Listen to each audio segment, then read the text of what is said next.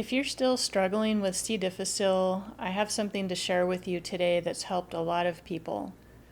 Probiotics can help with C. diff, but starting them too soon can backfire unless you've dealt with the toxins first. Before you reach for a probiotic to help with your C. difficile symptoms, there's something you need to know. And actually, starting in the wrong order can actually make your symptoms worse.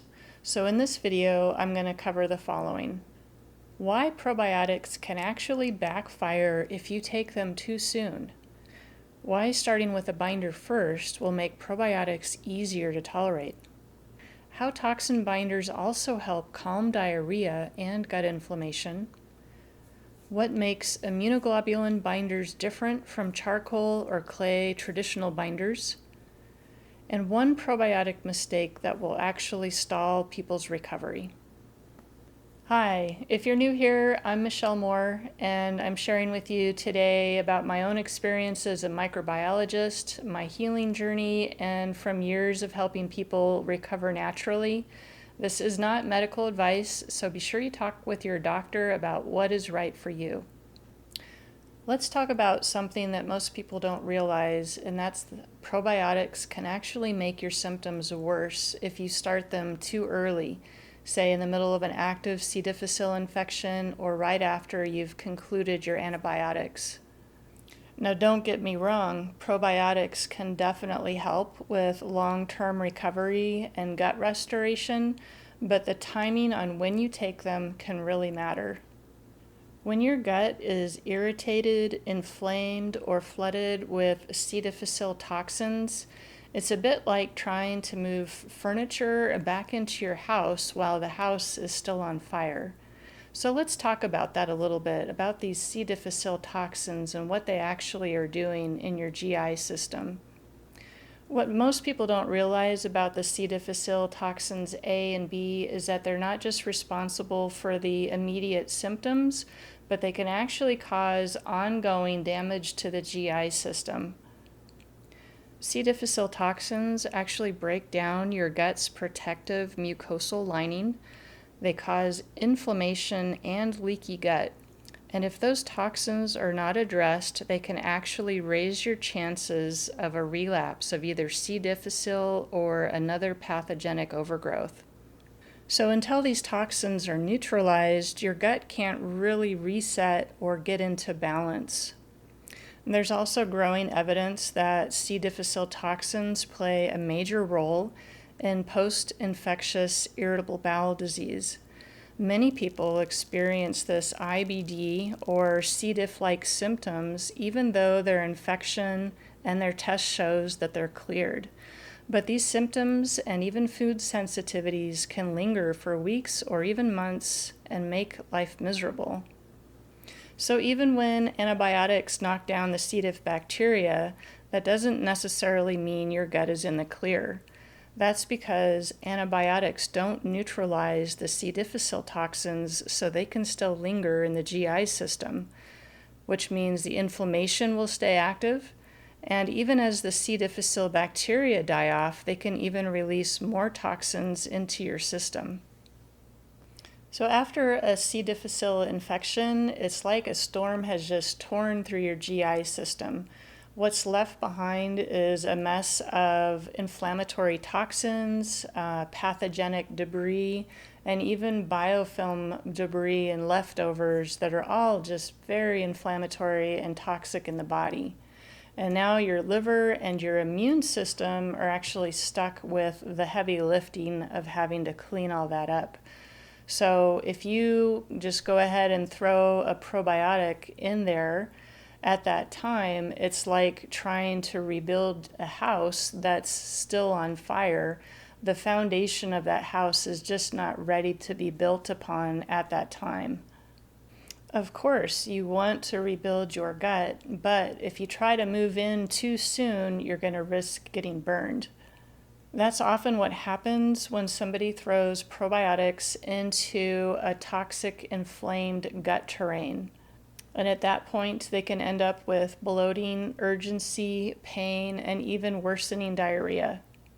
So here's an example. Sometimes we hear from people saying, I just started this really high quality probiotic, but then all of my symptoms started flaring up again.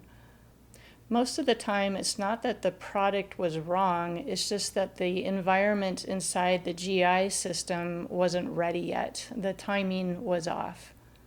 If you've ever had a strong reaction after starting a new probiotic, symptoms like urgency, bloating, cramping, or diarrhea, you're not alone. And that's one of the reasons we've fine-tuned our gut restoration protocol to make it even more supportive in those initial, more sensitive phases of gut recovery after a C. difficile infection.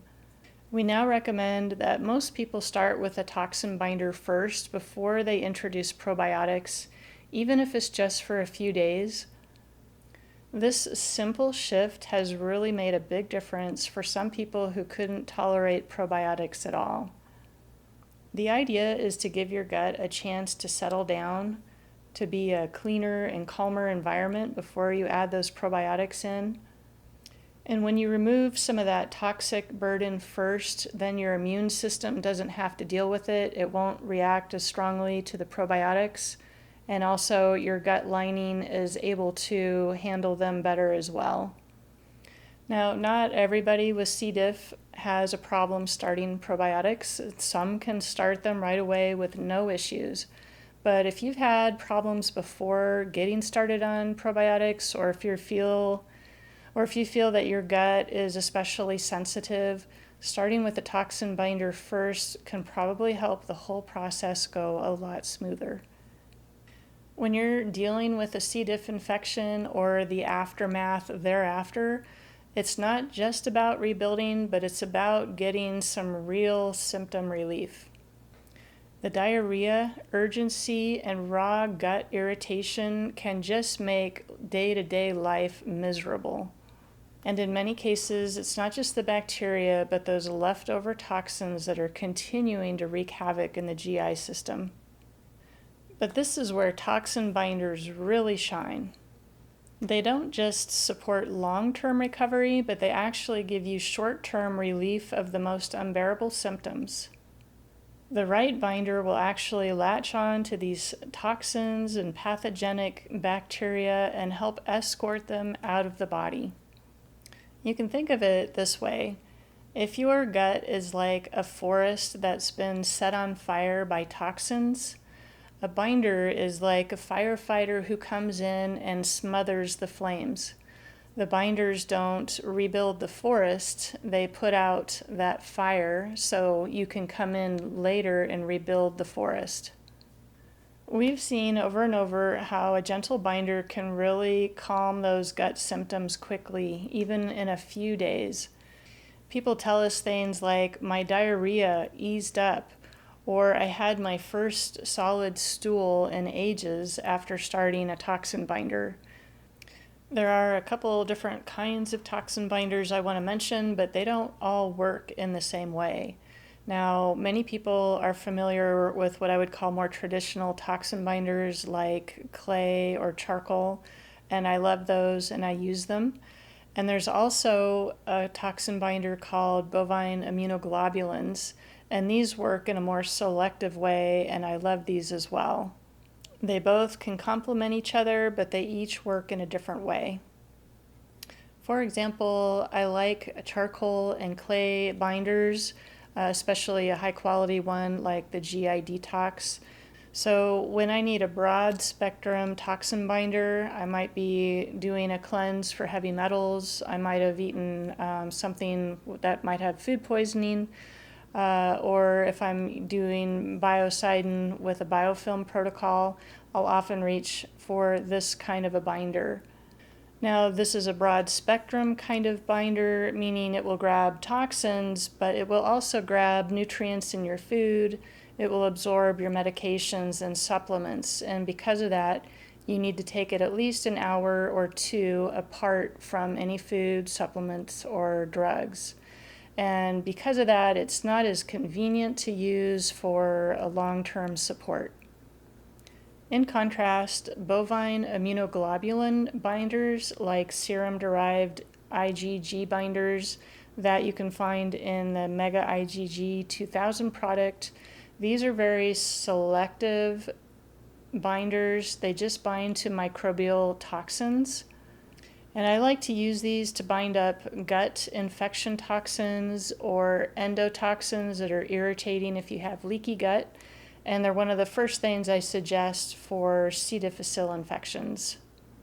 Instead of just soaking up everything in their path, immunoglobulins are specific to microbial components. That means they absorb microbial toxins, inflammatory molecules, C. difficile toxins, and bacterial fragments. So a big plus about these immunoglobulin binders is because they just bind microbial toxins and agents. They don't interfere with your medications, antibiotics, or supplements. Another neat thing about these bovine immunoglobulins is not only do they bind C. diff toxins and those other microbial pathogenic parts and pieces, they actually help go in and repair the mucosal lining in your GI system, and they help your immune system. They support it and help it do its job even better. And this is all why immunoglobulins are a great first responder when it comes to recovery from C. difficile infections. So this is why I've included the Mega IgG 2000 immunoglobulin toxin binder as the lead product in our customer's favorite probiotic pack, the Gut Restoration Pack. I'll include a link in the description below if you'd like to get some more information. Toxin binders are a powerful first step, but they're just one piece of the puzzle when it comes to avoiding probiotic side effects. While toxin binders are important, there's actually a bigger picture you want to see before starting any probiotic, especially after a C. difficile infection. And that's why I made this video here, walking you through 7 tips to avoid probiotic side effects before they even start.